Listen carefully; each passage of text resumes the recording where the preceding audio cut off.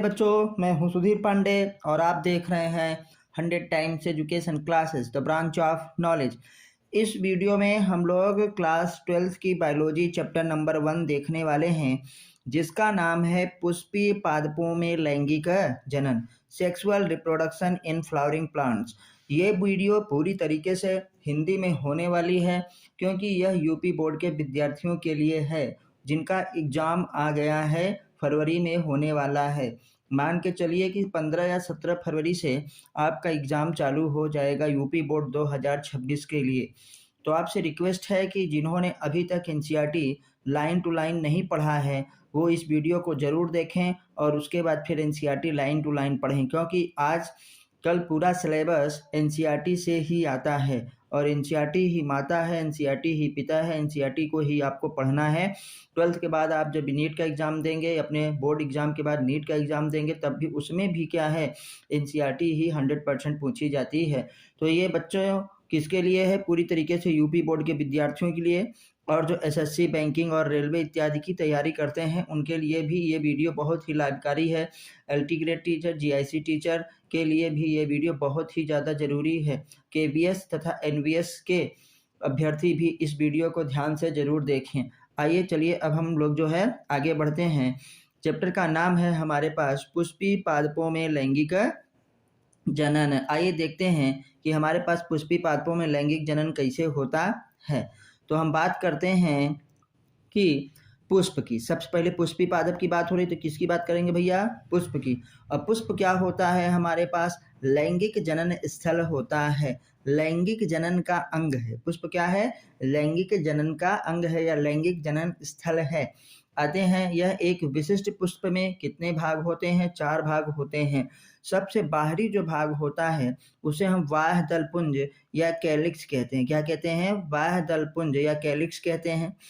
जो कि हरी हरी देखिए कली रहती है, जिसमें फूल बंद रहता है। जब फूल खिल जाता है तो उसमें जो रंग बिरंगा हमारे पास निकलता है उसे हम दलपुंज, जिसे हम पंखुड़ी कहते हैं कॉमन भाषा में, सामान्य भाषा में उसे दलपुंज या कोरोला के नाम से जाना जाता है। तीसरा भाग होता है एंडोसियम और चौथा भाग हमारे पास क्या होता है? गाइनोसियम। गाइनोसियम का मतलब हाँ कि स्त्री जनन अंग। क्या है? स्त्री जनन अंग। तो एक फूल के कितने भाग हो गए? 1, 2, 3 और चौथा हमारे पास है क्या? जायांग, मतलब स्त्री जनन अंग, जिसे मादा जनन अंग के नाम से जानते हैं। आइए इसकी डिफिनीशन देखते हैं। यह बाहरी हरे रंग की होती है। आपने देखा ना कैसी होती भैया? हरे रंग की पंखुड़ी होती है, जो फूल की कली अवस्था में सुरक्षा करती है। तो जिसे हम कली कहते हैं, उसमें जो हरा हरा दिखाई देता रहता है हमको, जिसके अंदर पूरा फूल बंद है, तो उसे कैलिक्स के नाम से जाना जाता है। और एक यूनिट कैलिक्स की सबसे छोटी इकाई को सेपल कहा जाता है। तो याद रखिएगा सेपल। अगर किसी एक को हम देखेंगे तो क्या होगा? सेपल। फिर आते हैं कोरोला। कोरोला क्या होता है? रंगीन पंखुड़ियाँ जो होती हैं, जो परागण के लिए कीटों का आकर्षित करती हैं। तो ये रंगीन क्यों होती हैं? क्योंकि परागण के लिए कीटों को आकर्षित करती हैं। देखिए जहाँ क्वेश्चन बन रहा है वहाँ तुरंत हम आपको क्वेश्चन बता रहे हैं, इसलिए ध्यान से सुनिएगा। फिर आते हैं तीसरा भाग हमारे पास पुमंग होता है, जिसे नर जनन अंग कहते हैं, एंड्रोसियम। और इसकी एक यूनिट को क्या कहा जाता है भैया? स्टामेन। क्या कहा जाता है? स्टामेन। बहुत सारे स्टामेन के समूह को ही एंडोसियम कहा जाता है। तो एंडोसियम क्या होता है? ग्रुप ऑफ स्टामेन्स, नर जनन अंग है। अच्छा, गाइनोसियम क्या है? गाइनोसियम मादा जनन अंग है। क्या है बेटा? मादा जनन अंग, ये नीचे लिखा है। और इसमें एक क्या होता है? पिस्टिल या कार्पेल होता है। तो हम लोगों ने इसको देखा। आइए अब आगे बढ़ते हैं, एक एक की देखेंगे। एंड्रोसियम। एंड्रोसियम का मतलब कि हमारे पास ग्रुप ऑफ स्टामेन, जो पुंकेसर के समूह को हम लोग एंडोसियम कहते हैं। और एंडोसियम ही क्या होता है? हमारे पास male sex organ, male sex organ होता है, नर जनन अंग होता है। चलिए तो अब इसको देखते हैं कि मेल रिप्रोडक्टिव होता है स्ट्रक्चर कैसा है? मेल रिप्रोडक्टिव स्ट्रक्चर है, यह एक पुष्प के न पुष्प के सभी होता है पुंकेसरों का समूह होता है। पुष्प के सर के समूह, पुंकेसरों के समूह को क्या कहते हैं? पुमंग कहा जाता है। एक पुंकेसर के भाग, आइए देखिए हेडिंग क्या बनी? एक पुंकेसर के कितने भाग होते हैं? 2। एक होता है हमारे पास परागकोश जिसे एंथर कहते हैं, या पुंकेसर के सिरे पर स्थित होता है, द्विपालित बाइलोब होता है। तो आपसे पूछ लिया जाएगा एंथर कैसा होता है, बाइलोब मतलब द्विपालित कैसा होता है भैया, द्विपालित होता है, द्विपालियों में विभक्त होता है। प्रत्येक पाली में 2 परागकोश होते हैं। कितने परागकोश होते हैं? 2 परागकोश होते हैं, ये भी याद रखिएगा। परागकोश का मतलब थीका, अर्थात एक परागकोश में कुल क्या है 4 परागकोश पॉलन सैक होते हैं। क्या होते हैं? 4 पॉलन सैक होते हैं। आइए अब आगे देखते हैं। दूसरा भाग क्या होता है, जो तंतु है, फिलामेंट है, वो कैसा होता है? लंबा होता है, डंठल जैसा भाग जो परागकोश को जोड़े रखता है, परागकोश को जोड़े रखता है। तो एक भैया पुंकेसर के कितने भाग होते हैं? एक भाग या फिलामेंट कहिए, दूसरा क्या कहिए? एंथर मतलब परागकोश, या पहले आप कहिए कि परागकोश फिर कहिए फिलामेंट, दोनों अदल बदल सकते हैं, सीरियल जरूरी नहीं है। 2 भाग होते हैं, इतना आपको याद रखना है। आइए अब देखते हैं। तो देखिए थोड़ा सा परागकोश की आंतरिक संरचना। अभी हम लोगों ने देखा कि जैसे ये जो स्ट्रक्चर ऐसे बना है, ये देखिए ऐसे ऐसे, ये हो गया एक हमारे पास स्टामेन। स्टामेन का ये वाला भाग जो हो गया फिलामेंट। फिलामेंट का मतलब क्या होता है भैया? तंतु ना। ये हो गया फिलामेंट और ये हो गया परागकोश। परागकोश को क्या कहते हैं? एंथर हम लोग कहते हैं। कितने लोब हैं? 2 लोब, एक लोब ये, एक लोब ये। एक लोब में 2 थीका है। कितने थीका होती है एक लोब में? 2 थीका होती है। देखिए एक थीका ये इसके अंदर, एक थीका ये ना। अब यहाँ पे भी ऐसे एक थीका ये, यहाँ पे भी एक थीका ऐसे ये, तो कुल मिला करके देखिए कितने थीका हो गए? 4। तो एक परागकोश में हमारे पास 4 थीका मतलब लघु बीजाणुधानियां होती हैं, पॉलन सैक होते हैं, परागकोश होते हैं। ठीक है, तो ये हम लोगों ने भली भांति अच्छे से देख लिया। अब आइए आगे बढ़ते हैं कि अगर हम इनके अनुप्रस्थ काट को काटें देखें तो वही हमको दिखाई देगा। परागकोश के अनुप्रस्थ काट,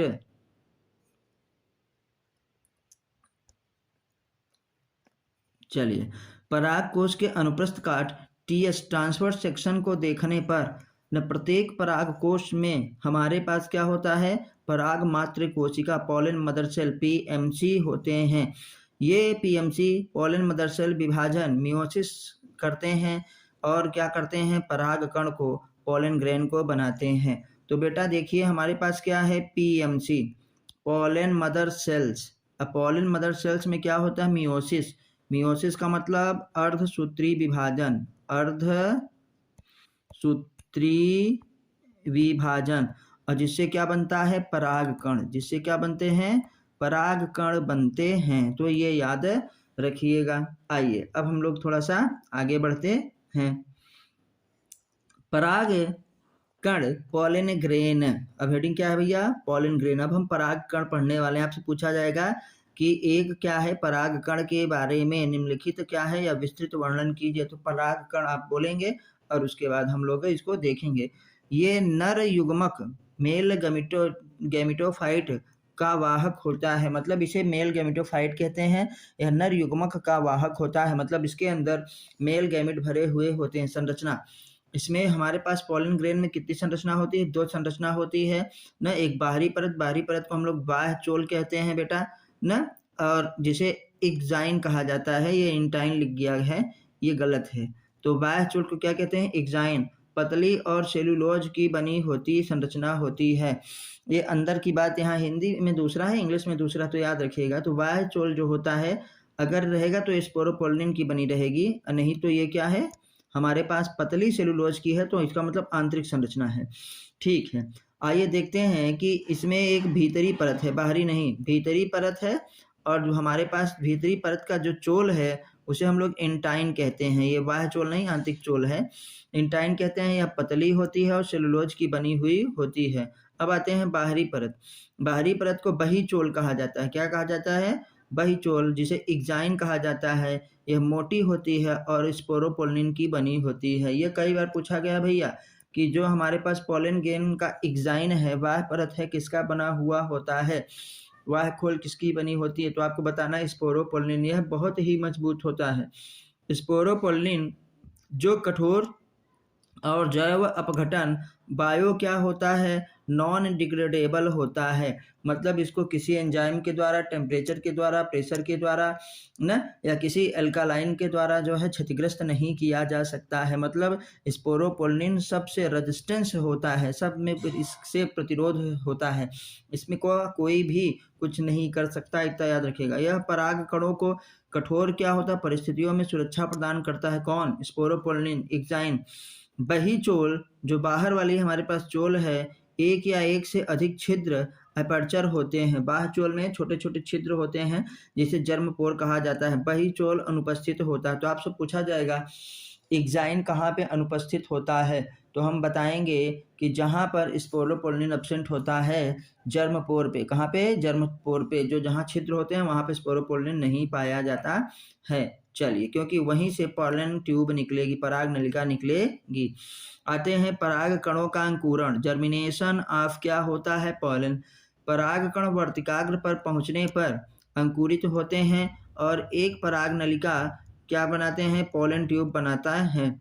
पराग कण के नाभिक का विभाजन हो जाता है और दो होता नर युग्मक हमारे पास मेल गैमेटोफाइट बनते हैं। तो एक पॉलन से बेटा, एक पॉलन से कितने हमारे पास पॉलन है? अब पॉलन में हमारे पास क्या होगा, पॉलन से बनेंगे मेल गैमेट। इसीलिए क्या है, पॉलन को गैमेटोफाइट कहा जाता है, मेल गैमेटोफाइट। कितने? 2 मेल गैमेट बनेंगे, याद रखिएगा। ठीक है, देखो लिखा है ना, 2 नर युग्मक मेल गैमेट बनते हैं। चलिए आगे देखते हैं कि अब आते हैं जायांग। क्या है? जायांग, gynoecium, the female reproductive structure. एक पुष्प, यह एक पुष्प के सभी स्त्री केसरों मतलब कार्पेल या पिस्टिल का समूह होता है। तो गाइनोसियम क्या होता है? स्त्री केसर के समूह को हम लोग गाइनोसियम कहते हैं, जायांग कहते हैं। और जायांग क्या होता है? पुष्प के स्त्री जनन अंग को क्या है, प्रदर्शित करता है, या मादा जनन अंग को प्रदर्शित करता है। ओरल जो बोलते हैं बच्चों, उसको जरूर ध्यान से सुनिए। एक स्त्री केसर के कितने भाग होते हैं? आइए अब देखते हैं। एक स्त्री केसर के भाग कितने भाग होते हैं? 3।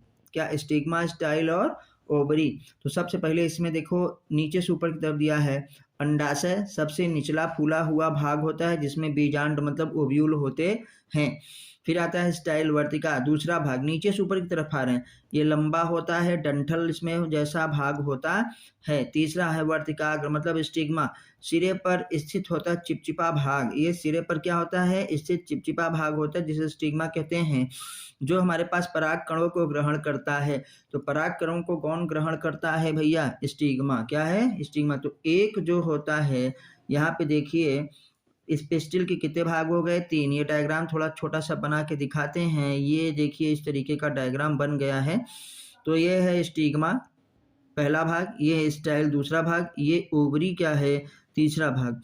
तो दिया है हमारे पास, कैसे हम लोगों ने देखा है, नीचे से ऊपर की तरफ ओवरी, फिर क्या है स्टाइल, फिर क्या है स्टिग्मा। तो 3 भाग होते हैं किसके? एक स्त्री केसर के, एक पिस्टिल के, और पिस्टिल को कार्पेल भी कहा जाता है। अब आते हैं बीजांड को देखते हैं। आखिर बीजांड क्या होता है, ओव्यूल क्या होता है? यह एक छोटा सा संरचना होता है, स्ट्रक्चर होता है, जो कि ओवरी के अंदर क्या है, पाया जाता है और प्लेसेंटा से लगा हुआ होता है बाय द फ्यूनिकल।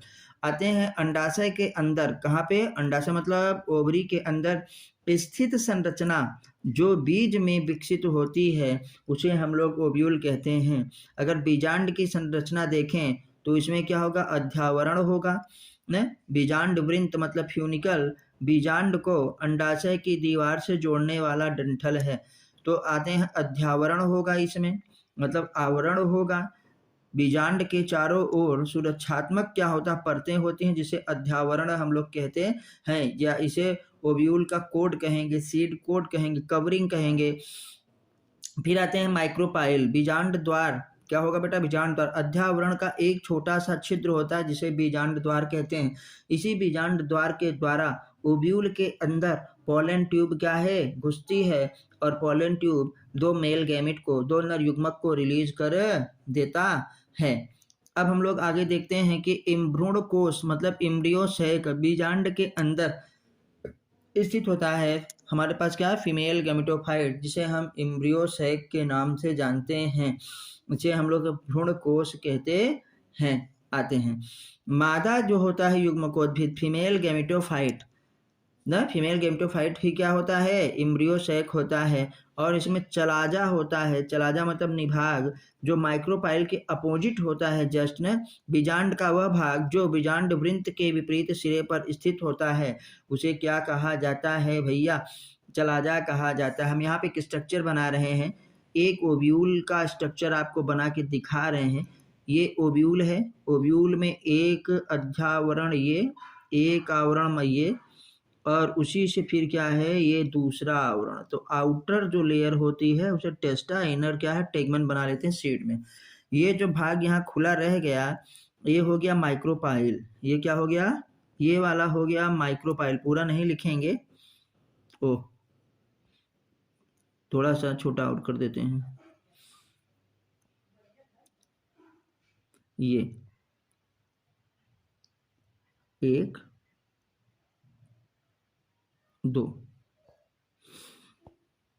ये जो छोटा सा भाग हो है, ये हो गया एम। एम से समझ जाइएगा माइक्रोपाइल ना, जो हमारे पास बीजांड छिद्र होता है, बीजांड में छिद्र जो होता है, ये बाहर वाली लेयर, बाहरी अध्यावरण, आउटर हमारे पास हो गया टेस्टा। ये क्या है कि अंदर वाली, ये क्या हो गया, अंदर वाली, ये आउटर, ये इनर हो गया। और ये देखिए जो रेड कलर में है, ये रेड कलर में, ये हमारे पास पूरा का पूरा फीमेल गैमेटोफाइट है, एम्ब्रियो सैक है। इसमें एक अंड कोशिका होगी, दो इधर सहायक कोशिकाएं होंगी, और यहाँ पे जो उल्टा है ये चलाजल है, क्या निभागा, क्या निभाग छोर, और बीच में दो हमारे पास न्यूक्लियस होंगे ऐसे सेंट्रल सेल में। तो ये एक ओव्यूल का स्ट्रक्चर है, आर्थोट्रोपस ओव्यूल है। आर्थोट्रोपस का ओव्यूल का मतलब जिसमें माइक्रोपाइल ऊपर रहता है, सीधा रहता है। तो आउटर लेयर सबसे हो गई, फिर इनर लेयर हो गई, जिसे हम आउटर टेस्टा, इनर टेगमन के नाम से बाह्य अध्यावरण, अंतः अध्यावरण कहते हैं, और फिर एम्ब्रियो सैक फीमेल गैमेटोफाइट जिसे हम लोग कहते हैं, इसी को भ्रूण कोश के नाम से जाना जाता है, जिसमें 7 से 8 कोशिकाएं होती हैं। तो ये इसके उल्टा जो हमारे पास है, ये चला जा, जिधर माइक्रोपाइल है उधर एक सेल, हमने उल्टा बता दिया था। तो ये आपने ओव्यूल का स्ट्रक्चर देख लिया। अब हम लोग आगे बढ़ते हैं और देखेंगे कि हाँ, भ्रूण कोश का निर्माण, भ्रूण कोश का निर्माण, formation of embryo sac, embryo sac का निर्माण कैसे होता है। बीजांड के अंदर, अभी बताए ना, दिखाएं, बीजांड के अंदर एक महाबीजाणु मात्र कोशिका मेगास्पोर मदर सेल होती है। मेगास्पोर मदर सेल में अर्धसूत्री विभाजन, कैसा विभाजन भैया, अर्धसूत्री विभाजन होता है, और 4 महा क्या होता है, बीजाणु मेगास्पोर का फॉर्मेशन होता है। उस 4 में से 3 नष्ट हो जाते हैं, न केवल एक हमारे पास क्या है, कार्यात्मक या प्रकार्यात्मक महाबीजाणु मेगास्पोर होता है, जिसे फंक्शनल मेगास्पोर कहते हैं। भैया 4 मेगास्पोर बनते हैं, 4 मेगास्पोर में से 3 मेगास्पोर डिजनरेट हो जाते हैं, मतलब नष्ट हो जाते हैं, और 1 मेगास्पोर बचता है। वही मेगास्पोर क्या है, विकसित होकर के, डेवलपमेंट करके न, फंक्शनल मेगास्पोर क्या है, डेवलपमेंट करके समसूत्री कोशिका विभाजन के द्वारा क्या बनाता है, 8 नाभिकीय 7 कोशिकीय भ्रूण कोश, मतलब एम्ब्रियो सैक बनाता है। तो जो एक हमारे पास एंजियोस्पर्म का मेच्योर होता है एम्ब्रियो सैक, एंजियोस्पर्म का मेच्योर एम्ब्रियो सैक, मतलब कहिए कि आवृत्त बीजियों का परिपक्व भ्रूण कोश कैसा होता है, उसमें 7 कोशिकीय और 8 केंद्रकीय होता है, और एक ही मेगास्पोर से पूरे एम्ब्रियो सैक का फॉर्मेशन हुआ है। इसलिए इसे हम लोग क्या कहेंगे, मोनोस्पोरिक डेवलपमेंट कहेंगे। तो इस प्रकार के विकास को मोनोस्पोरिक डेवलपमेंट कहते हैं। आप याद रखिएगा, जब एम्ब्रियो सैक एक ही मेगास्पोर से बने तो उसे मोनोस्पोरिक डेवलपमेंट कहा जाता है। चलिए अब हम लोग आगे देखते हैं थोड़ा सा। चलिए, तो एक परिपक्व जब हमारे पास क्या होता है, भ्रूण कोश होता है, अभी बताए ना, मेच्योर हमारे पास एकदम से एम्ब्रियो सैक होगा, भ्रूण कोश होगा, तो उसमें क्या क्या होगा, एक एपरेटस, एक एपरेटस में 3 कोशिकाएं होंगी, जिसमें एक अंड कोशिका और 2 क्या होता है, सखी कोशिकाएं होती हैं। एक अंड कोशिका देखो, एक सेल्स, तथा 2 सहायक कोशिकाएं जिसे सिनर्जिड्स के नाम से जाना जाता है। इसके क्या है, शीर्ष पर तंत्रिका मतलब फिलीफॉर्म एपरेटस होता है। तो आपसे पूछा जाएगा, याद रखिएगा, ये जो लिखा है फिलीफॉर्म एपरेटस कहाँ पाया जाता है, तो फिलीफॉर्म एपरेटस सिनर्जिड्स कोशिकाओं में पाया जाता है, याद रखिएगा। अब आगे बढ़ते हैं कि जो पराग नलिका को भ्रूण कोश में प्रवेश करने में मदद करता है। कौन मदद करता है? पराग नलिका को भ्रूण कोश में घुसने में मदद करता है। कौन? ये जो 2 सहायक हमारे पास सिनर्जिड्स हैं, सहेलियां बहुत मदद करती हैं, याद रखिएगा। फिर आते हैं प्रतिपाद कोशिकाएं, जिसे कहते हैं एंटीपोडल सेल्स। ये भी 3 एंटीपोडल सेल्स होते हैं जो बीजांड के क्या होता है, चालजीय सिरे में स्थित होती हैं। चालजी मतलब चलाजा वाले पे, पीछे की तरफ, माइक्रोपाइल के जो पीछे उल्टा, उसी को हम लोग क्या कहते हैं, चलाजी सिरे पर स्थित होती हैं और पोषण का कार्य करती हैं। इनका कार्य क्या है भैया? पोषण का कार्य करती हैं। फिर आते हैं हमारे पास कि 2 हमारे पास ध्रुवीय केंद्रक पोलर न्यूक्लियाई, ये भ्रूण कोश के मध्य में स्थित होते हैं। तो कुल कितनी सेल हो गई? 7। कितनी हो गई? 7। और केंद्रक कितने हो गए? 8। सिनर्जिड का काम क्या है? सखी कोशिकाओं का, सहायक कोशिकाओं का काम क्या है? जो हमारे पास पॉलन ट्यूब आएगी, पॉलन ट्यूब को रास्ता दिखाना है कि आप कैसे एम्ब्रियो सैक में प्रवेश करिए। एंटीपोडल सेल का काम क्या है? एंटीपोडल सेल का काम भी क्या है? पोषण प्रदान करना है। अब आते हैं पॉलिनेशन। क्या है? परागण आखिर किसे कहेंगे? तो परिभाषा देखते हैं। ये देखिए, हेडिंग आपके पास हो गई, पॉलिनेशन परागण। पराग कणों का कहाँ से? एंथर से स्टिग्मा तक के स्थानांतरण को हम लोग परागण कहते हैं। मतलब स्टामेन के पराग कोश से क्या है, पॉलन निकलकर जब वर्तिकाग्र के स्टिग्मा तक पहुंचता है, वर्तिकाग्र पर पहुंचता है, तो उसे हम लोग क्या कहते हैं? परागण कहते हैं। पराग कणों का पराग कोश से वर्तिकाग्र तक स्थानांतरण परागण कहलाता है। तो मान लीजिए जैसे ये हमारे पास एंथर है और एक ठो ये स्टामेन पूरा बच गया। यहाँ पे देखिए स्टिग्मा स्टाइल ओवरी इस बार सब बना दे रहे हैं। ये देखिए ऐसे ऐसे है। ये एक हमारे पास ओवरी हो गई, ये ओवरी है। ये क्या स्टाइल है? ये क्या है? स्टिग्मा है। ये क्या है बेटा? एंथर है ना। ये क्या है? फिलामेंट है। यहाँ से पराग कण निकल करके यहाँ पहुंचे तो इसी को कहा जाता है पॉलिनेशन। क्या कहा जाता है? पॉलिनेशन। अब ये कैसे पहुंचेगा? जिसके द्वारा पहुंचेगा वो कारक हो जाएगा।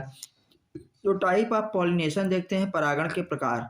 परागण मुख्यतः 2 प्रकार का होता है। एक हमारे पास होता है बायोटिक, जो सबसे ज्यादा होता है। बायोटिक का मतलब कि ये जीवित कारकों के द्वारा जब परागण हो। पॉलन जो है, परागकण वर्तिकाग्र तक जब क्या है, जीवित क्या है, कारकों के द्वारा पहुंचे, चाहे वो पादप हो चाहे वो जंतु हो।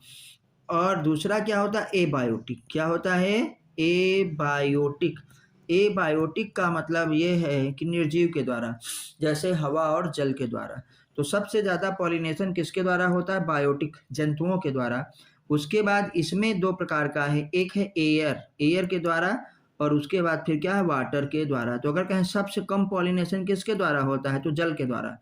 और कहें जब सबसे ज्यादा पॉलिनेशन किसके द्वारा होता है, तो क्या बताएंगे? बायोटिक मतलब जंतुओं के द्वारा। एबायोटिक में सबसे ज्यादा एयर के द्वारा। तो आइए अब हम इसको देखते हैं।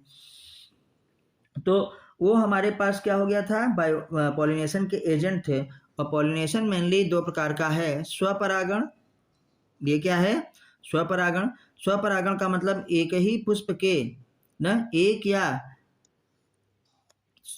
एक ही पुष्प के या एक ही पादप के 2 पुष्पों के बीच जब परागण होता है तो उसे हम लोग स्वपरागण कहते हैं। मतलब एक ही पुष्प में या परागण हो या 2 अलग अलग पुष्प हों, लेकिन प्लांट एक ही हो, तब भी उसे स्वपरागण ही कहा जाएगा। फिर आते हैं पर परागण, क्रॉस पॉलिनेशन। विभिन्न पादपों के पुष्पों के बीच परागण होता है। इसमें क्या होता है? फूल भी अलग अलग होगा और प्लांट भी अलग अलग होगा। तो परागण 2 प्रकार के। एक हो गया सेल्फ पॉलिनेशन, स्वपरागण और दूसरा क्या हो गया क्रॉस पॉलिनेशन परपरागण। जब दो विपरीत पौधों के जब दो पौधों के बीच परागण हो तो परपरागण, या दो जंतुओं के बीच परागण हो परपरागण। लेकिन जब क्या है भैया एक ही पादप के सेम फूल पे या क्या दो डिफरेंट फूल पे परागण हो तो उसे हम क्या कहेंगे, उसे हम साफ साफ क्या कहेंगे, स्वपरागण कहेंगे। आइए आगे बढ़ते हैं, कुछ एग्जाम्पल देखते हैं। पर परागण के लिए सहायक कारक एजेंट ऑफ क्रॉस पॉलिनेशन कौन कौन से हैं? जैसे वायु परागण होगा तो क्या कहेंगे, एनिमोफिली, जिसमें मक्का में और घास में कैसा परागण होता है, वायु परागण।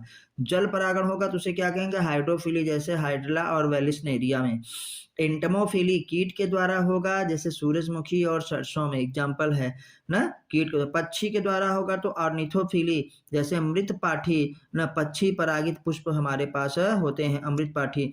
फिर आते हैं चमगादड़ है चिरोप्टेरोफिली, ये जरूर याद रखिएगा, ये पूछा भी गया है कि चमगादड़ के द्वारा परागण होता है तो उसे क्या कहते हैं, चिरोप्टेरोफिली। क्या कहेंगे भैया, चिरेप्टोफिली। जैसे केला में और सेमल में, इन सब में क्या है, चमगादड़ के द्वारा परागण होता है। आगे आते हैं कि हमारे पास क्रॉस पॉलिनेशन को, पर परागण को बढ़ावा देने वाले क्या है तंत्र, आउट ब्रीडिंग डिवाइसेस।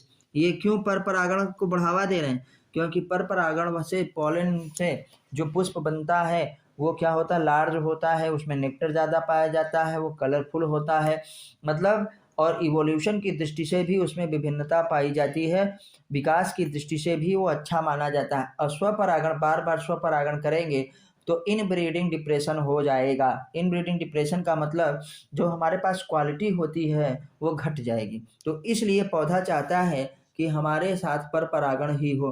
तो पर परागण की कई युक्तियां हैं जिसे हम डिवाइसेस क्या कहते हैं, फॉर आउट ब्रीडिंग, उसी को देखने वाले हैं। आइए देखते हैं।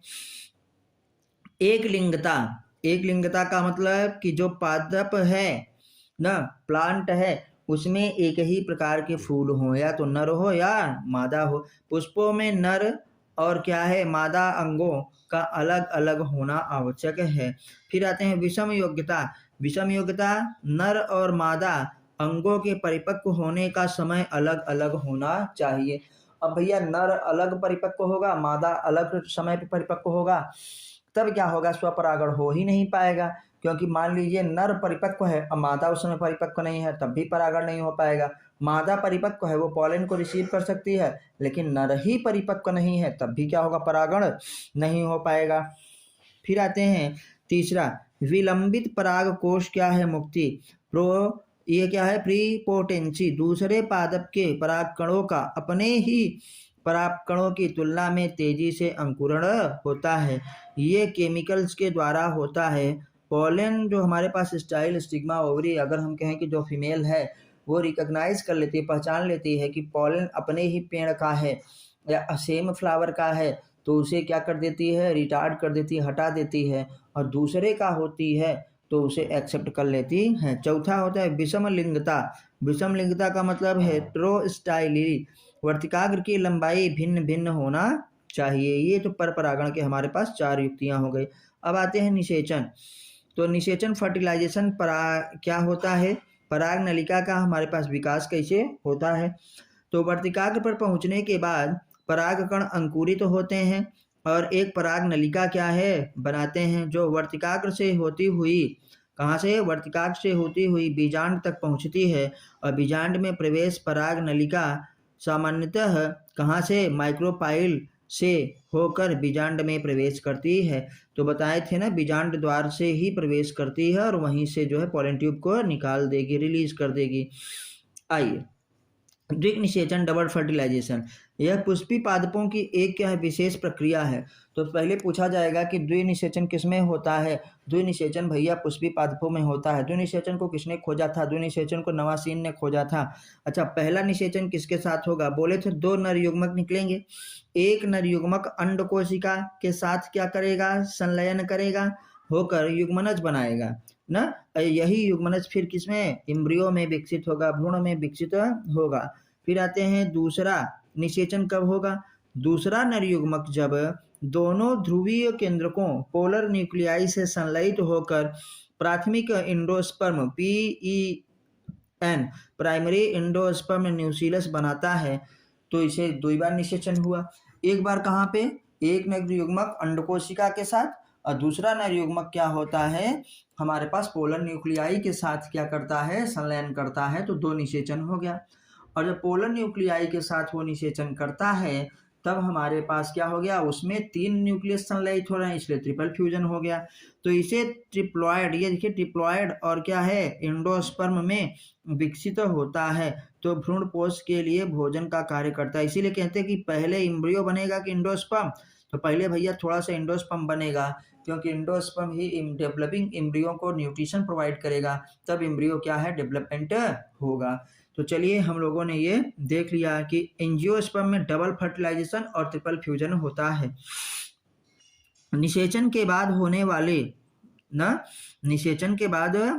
वाले परिवर्तन पोस्ट फर्टिलाइजेशन चेंजेस, बीजांड का बीज में रूपांतरण होता है, मतलब ओव्यूल डेवलप इनटू क्या होता है, सीड में।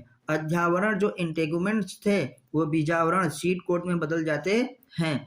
देखिए हमने 2 आपको अध्यावरण बताया था, अभी जैसे एक स्ट्रक्चर है और इसमें बोले एक लेयर ये, दूसरी लेयर क्या है ये, तो आउटर इंटेगुमेंट इनर इंटेगुमेंट, ये दोनों क्या बन गए, सीड कोट। तो जब क्योंकि ओव्यूल बदल गया किसमें, सीड में बदल गया, तब जाइगोट किसमें बदल जाता है बच्चों, जाइगोट बदल जाता है एम्ब्रियो में, मतलब भ्रूण में। युग्मनज किसमें, भ्रूण में। और जो PEN था प्राइमरी एंडोस्पर्म न्यूक्लियस वो किसमें बदल जाता है, एंडोस्पर्म में। भ्रूण किसमें, पोष में बदल जाता है, भ्रूण पोष में, क्योंकि ये एम्ब्रियो को भ्रूण को पोषण देता है इसलिए इसका नाम ही पड़ गया भ्रूण पोष, भ्रूण को पोषण देने वाला। चलिए फिर आगे बढ़ते हैं। पहले भ्रूण कोश का विकास, डेवलपमेंट ऑफ क्या है, एंडोस्पर्म, ये बताऊंगा क्योंकि पहले यही विकसित होता है। फिर आते हैं भ्रूण कोश, भ्रूण के विकास से पहले विकसित हो जाता है ताकि भ्रूण को पोषण मिल सके। तो आपसे पूछा जाएगा कि पहले क्या होता है, विकसित होता है, पहले भ्रूण की भ्रूण कोश, तो हम बताएंगे पहले भ्रूण की भ्रूण पोष, तो भ्रूण पोष पहले डेवलपमेंट होता है फिर भ्रूण डेवलपमेंट होता है। अच्छा किस प्रकार का होगा, 2 प्रकार के हमारे पास एंडोस्पर्म के प्रकार, ये देखिए एंडोस्पर्म की क्या लिखा है प्रकार, मुक्त केंद्रकीय भ्रूणपोष, जैसे फ्री न्यूक्लियर एंडोस्पर्म, नारियल का जो पानी होता है उसे फ्री न्यूक्लियर एंडोस्पर्म कहा जाता है। प्रारंभिक चरण में केंद्रक विभाजन होता है लेकिन कोशिका भित्ति नहीं बनती है न कोशिकीय भ्रूणपोष। फिर क्या हो जाएगा, सेलुलर एंडोस्पर्म, प्रत्येक विभाजन के बाद होता है कोशिका भित्ति बन जाती है। तो इस प्रकार का हमारे पास हुआ 2 प्रकार का, एक सेलुलर और एक क्या होगा हमारे पास है फ्री न्यूक्लियर। तो फ्री न्यूक्लियर देखिए पहले वाला और सेलुलर क्या है दूसरे वाला। फिर आते हैं हम लोग कि भ्रूण का विकास, डेवलपमेंट ऑफ क्या है, एम्ब्रियो। अब भ्रूण का विकास होगा, युग्मनज क्या है विभाजित होकर के प्रो एम्ब्रियो पहले बनाता है, प्रो एम्ब्रियो के बाद ग्लोबुलर एम्ब्रियो बनाएगा, व्यवस्थित भ्रूण, ग्लोबुलर के बाद क्या है हार्ट शेप और फिर क्या है मैच्योर एम्ब्रियो।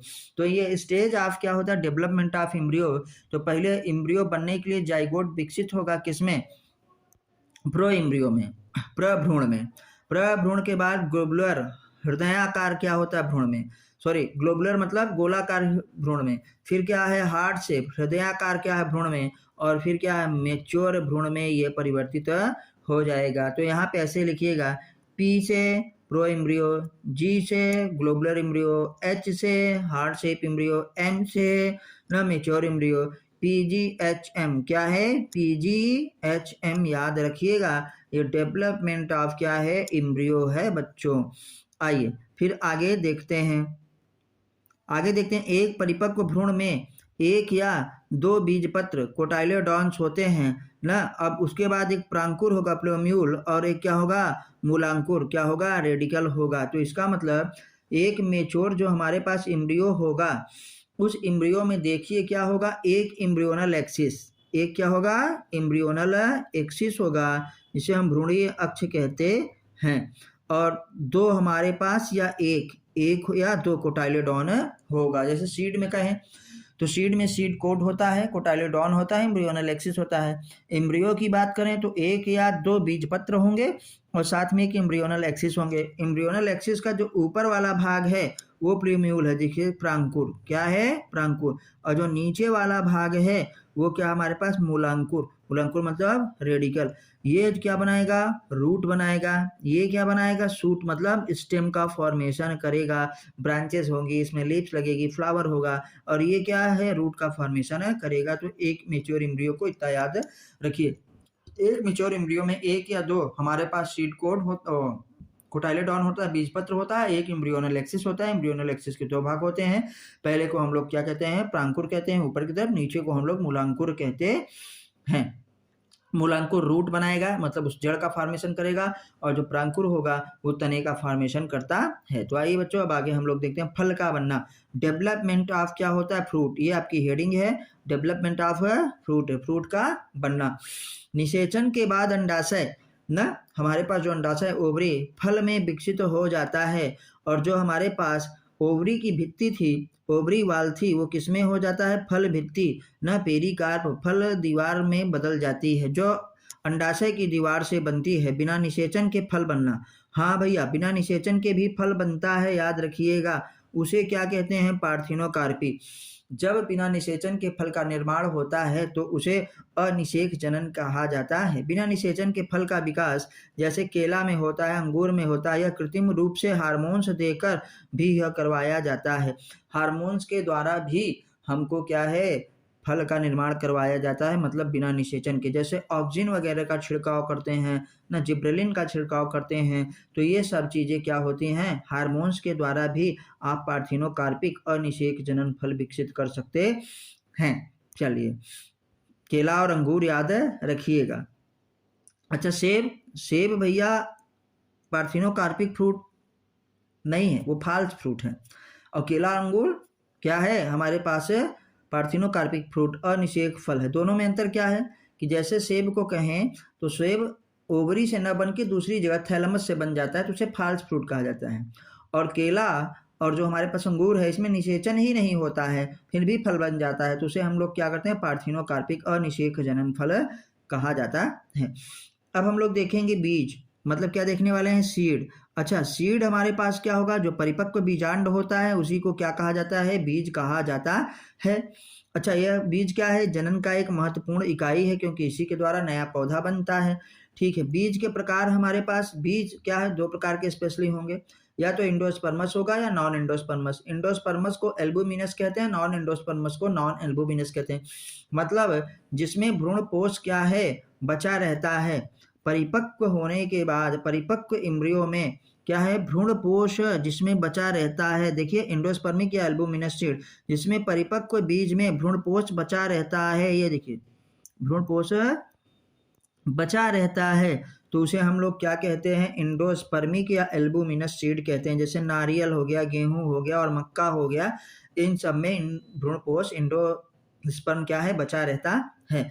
अभ्रूणपोष बीज नॉन इंडोस्पर्मस नॉन एल्बुमिनस हमारे पास होता है, या एक्स एल्बुमिनस, जिसमें भ्रूणपोष नहीं होता है, मतलब बीज परिपक्व हो गया और उसका भ्रूणपोष पूरा खत्म हो गया है, तो उसे हम क्या कहेंगे भैया, नॉन एल्बुमिनस सीड कहेंगे, भ्रूणपोष रहित कहेंगे। जैसे मटर हो गया, सेम हो गया, मूंगफली। तो जो द्विबीजपत्री होते हैं जनरली उसे माना जाता है नॉन इंडोस्पर्मस सीड, और जो मोनोकाट होते हैं उसे इंडोस्पर्मस सीड माना जाता है। लेकिन ऑर्किड मोनो इंडोस्पर्मस है, लेकिन उसमें इंडोस्पर्म नहीं पाया जाता। कैस्टर पपाया कॉटन डाइकॉट है, लेकिन उसमें इंडोस्पर्म पाया जाता है। अब आते हैं बीज का अंकुरण, सीड जर्मिनेशन। बीज से नए पौधे के मिलने की प्रक्रिया ना, बीज से नए पौधे के मिलने की प्रक्रिया, जिसके लिए उपयुक्त तापमान चाहिए, उपयुक्त जल चाहिए और ऑक्सीजन की आवश्यकता होती है, तब बीज का जर्मिनेशन होता है। बीज देखो कैसे जमता है कि तापमान, उचित तापमान मिले, उचित जल मिले, उचित ऑक्सीजन मिले, तब बीज का अंकुरण क्या है, होगा। चलिए अब ये लास्ट हमारे पास है, कुछ शब्दावली है जिसको हम जल्दी से पढ़ लेते हैं। जैसे महत्वपूर्ण पॉइंट अभी हम लोगों ने क्या क्या पढ़ा वही याद करने हैं। लैंगिक जनन हमारे पास क्या होता है, सेक्सुअल रिप्रोडक्शन, मतलब जिसमें मेल और फीमेल गैमेट बनते हैं, फर्टिलाइजेशन होता है, उसे लैंगिक जनन कहा जाता है। एंडोसियम क्या होता है, पुमंग किसे कहते हैं, ग्रुप ऑफ स्टामेन्स, पुंकेसरों के समूह को हम लोग क्या एंडोसियम कहते हैं, और ये मेल रिप्रोडक्टिव ऑर्गन है, नर जनन अंग है। फिर आते हैं जायांग को स्त्री जनन अंग कहते हैं न। पराग गण। पॉलन ग्रेन क्या होता है? पॉलन ग्रेन मेल गैमेटोफाइट नर युग्मकोद्भिद होता है। यही जो है 2 नर युग्मक को लेके जाता है और यही पॉलन ट्यूब निकालता है। इसी का जर्मिनेशन होता है। पॉलन ट्यूब किसके द्वारा? बीजांड द्वार के द्वारा क्या है? Embryo sac. भ्रूण क्या होता है भैया? कोश में घुस जाती है और वहाँ पे 2 गैमेट को निकाल देती है। ये पॉलन ग्रेन जो है उसकी कवरिंग है एग्जाइन, क्या है? बहीचोल, जो स्पोरोपोलिन की बनी होती है और इंटाइन सेलुलोज और की बनी हुई होती है, पेक्टिन की बनी होती है। भ्रूण कोश एम्ब्रियो सैक, जिसे फीमेल गैमेटोफाइट के नाम से जाना जाता है, जिसमें 7 कोशिकाएं और 8 केंद्रक होता है, जिसे हम लोग क्या कहते हैं हिंदी में? भ्रूण कोश। भ्रूण पोष किसे कहते हैं? एंडोस्पर्म को। पॉलिनेशन क्या है? परागण। नर युग्मक का हमारे पास कहाँ पे? वर्तिकाग्र तक पहुंचने की प्रक्रिया को क्या कहा जाता है? पॉलिनेशन। द्विक निषेचन, डबल फर्टिलाइजेशन, ये किसमें होता है? सिर्फ और सिर्फ एंजियोस्पर्म में होता है। याद रखिएगा, आवृत बीजों में होता है। एंडोस्पर्म क्या होता है? ट्रिप्लॉयड होता है। क्या है? 3n होता है। चलो फिर आते हैं parthenocarpic, development of fruit without fertilization called parthenocarpic. तो आपको बच्चों ये वीडियो कैसी लगी? Thanks for watching. Learn smart with क्या है? 100 times by Sudhir Pandey. MSc BEd और PhD क्या है? परसुइंग। हाँ, मैं PhD इस समय कर रहा हूँ और MSc BEd मेरा कंप्लीट है। और 100% अगर आपको NCERT पढ़ना है तो बच्चों आपसे रिक्वेस्ट है कि 100 टाइम्स एजुकेशन को ज़रूर से ज़रूर क्या है? सब्सक्राइब करिए, अपने दोस्तों के साथ शेयर करिए और वीडियो को लाइक करिए, उस पर कमेंट करिए। फिर हम अगले चैप्टर पे मानव जनन की बात करेंगे, जिसमें कंप्लीट चैप्टर पूरा एक वीडियो में पढ़ेंगे।